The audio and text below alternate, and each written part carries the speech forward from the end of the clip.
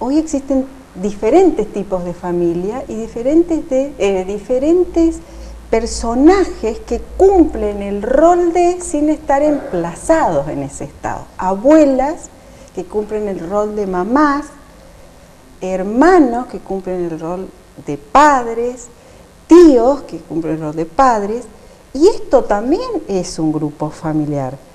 Y desde la ley, actualmente en la provincia tenemos una ley muy nueva que se sancionó el año pasado, que modifica una ley anterior que venía rigiendo desde el año 1997, y justamente se contemplan estas situaciones de modificaciones de los roles familiares y ya pueden ser víctimas de violencia, las víctimas de violencia que tanto ascendientes, descendientes, colaterales o convivientes. La ley protege también en este sentido a los convivientes de un grupo familiar.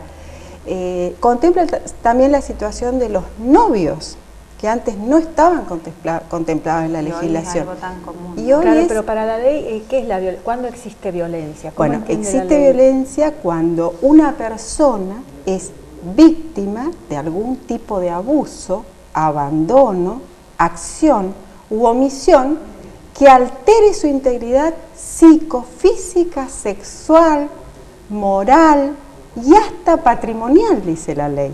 Es decir, que hoy en día podemos decir que hay violencia hasta cuando a una persona se le afecta su patrimonio con algún tipo de accionar. Lo que decía la licenciada hoy respecto del abuso de poder, no se concibe la violencia en ningún ámbito si no se la contempla como justamente eso. Hay siempre un abuso de poder, hay roles diferentes, hay una persona que se siente con poder sobre otra y justamente, bueno, ejerce este poder, y en el ámbito familiar, en esta familia que existe hoy en el mundo, y nuestra provincia y nuestra sociedad no está exenta, todas las familias tenemos conflictos, en todas las familias hay conflictos. ¿Por qué en algunas familias estos conflictos se resuelven de alguna forma y en otras con el uso de la violencia? Es decir, porque hay diferentes formas de resolver el conflicto familiar. Esto ya tiene que ver, ¿no es cierto?, con lo que decía Mariela recién, que es lo que se investiga. Tiene que ver con la cultura también, ¿no? Tiene que ver con la cultura, yo creo que... con el control social. Continuando con lo que decías, recuerdo tu nombre. Mariela. Me parece que, si bien la violencia existió en todas las épocas y desde antaño y lo que fuere, creo que hay un sistema social y cultural que la legitima, por eso continuar y en escala, ¿no? Solamente a nivel de lo familiar, en este caso, sino que es un modo de vincularse, me parece, de la violencia, ¿no? Un modo de vincularse donde está legitimado que hay alguien que domina y que puede someter de alguna manera, en este caso la humanidad a la naturaleza, podríamos decir, ¿no? Con lo que estamos viviendo del clima en el mundo, en este caso los adultos a los niños, hablando de menores, ¿no? Hablando de menores o de incapaces directamente desde una perspectiva de tutela. Hoy día, al superar la ley del patronato, me parece que lo que se intenta, desde el lenguaje incluso, ¿no?, es producir un cambio en este sentido. El otro sujeto de derecho, lo mismo, el varón contra la mujer, hay como algo que está de alguna manera, hay como una valorización o una ética de la violencia, yo creo, desde el sistema incluso, ¿no?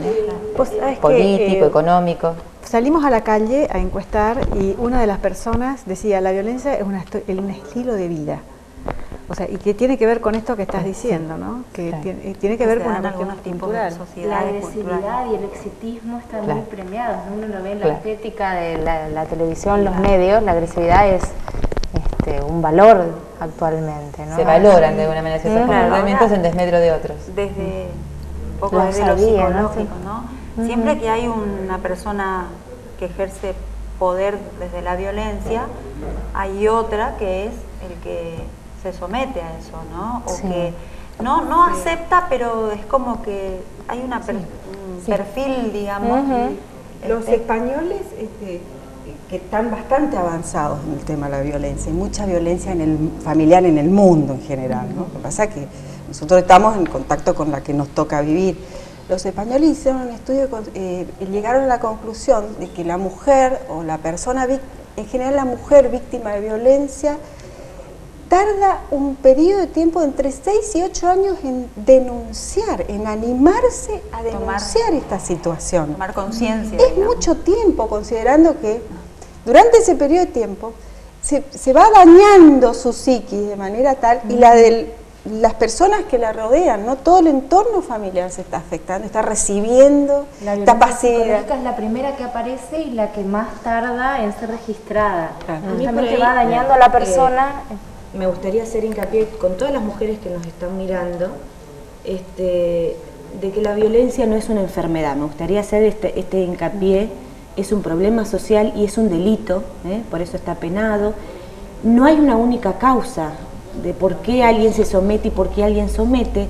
Es una configuración de múltiples causas, es muy complejo, pero tiene que ver básicamente con cuestiones estructurales, macro, con una cultura patriarcal, que es un sistema sociocultural, ¿no? Que viene machista, del vamos a decir, para que entiendan, del sistema patriarcal, el pater family, ¿no? Desde hace muchos siglos, que de alguna manera se ha instalado y ha moldeado el imaginario social y la subjetividad femenina y masculina.